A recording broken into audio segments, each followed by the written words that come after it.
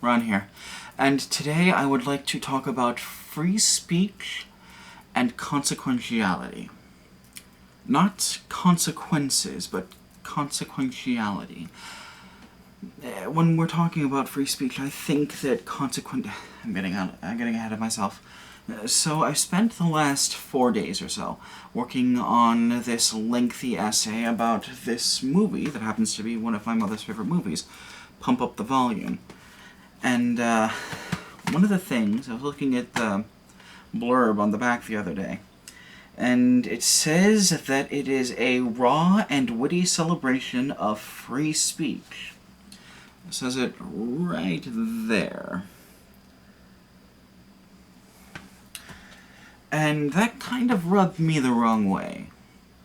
Not because it's not true, it's functionally true, but because I guess it's a modern thing.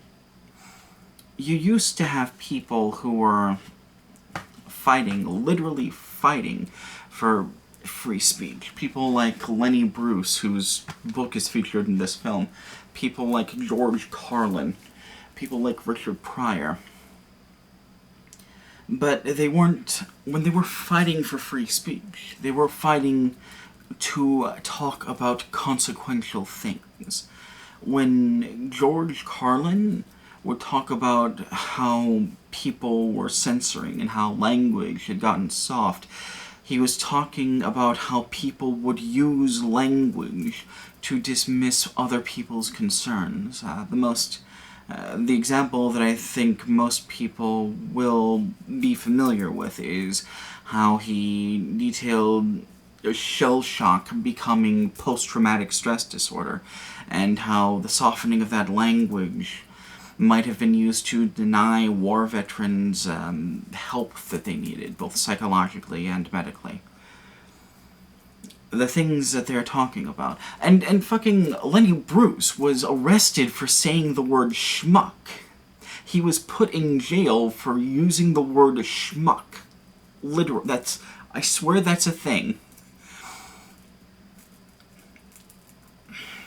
But these people, who, they were rebels and they were saying things and they were doing things, they were doing and saying things that were consequential, that people understood and that people felt on this visceral level.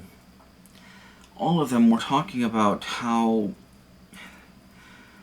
this society is kind of messed up. This movie is explicitly about how society is kind of messed up. But when people use the free speech argument today, more often than not, they're not defending saying things that are consequential. You have fucking Count Dankula, the Nazi pug guy, defending his right to teach his girlfriend's pug to do a Nazi salute. As though that's a thing that will appeal to people.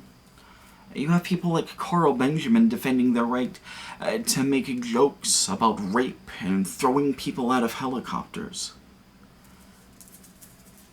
You have people like Ben Shapiro and Steven Crowder defending the right for people to use any and every kind of ethnic slur, not without the government stepping in, but without other people criticizing them.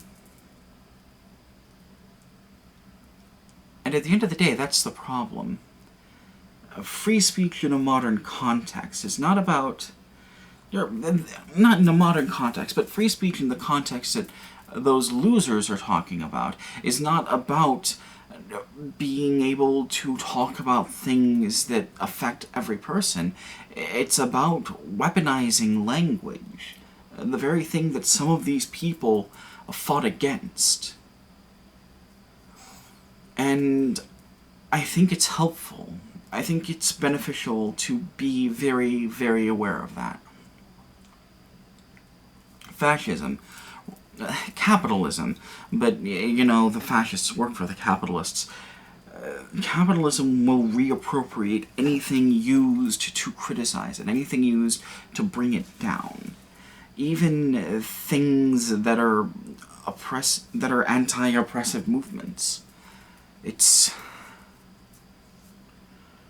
kind of surreal when you think about it. But yeah, I think that's all I have to say about that. I still have a Ko-Fi if anyone's interested in donating money to me. Don't feel obligated to do that. But every little bit helps. I mean, I'm doing this because it's important to me. I've got a movie from 1990 and I'm going to talk about how it's about fascism. I'm not doing that because people are paying me to... No one would possibly pay me to do that. I also have a Ko-Fi account. No, I also have a Curious Cat account if you want me to ask me questions anonymously. And I made a new Twitter account because I figured it would be helpful for outreach.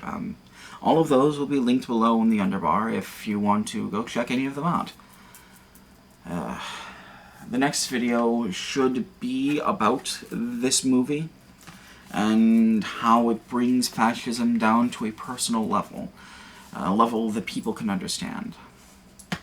The essay's looking good. I hope the video turns out good. And until we get there, take care of yourselves, alright?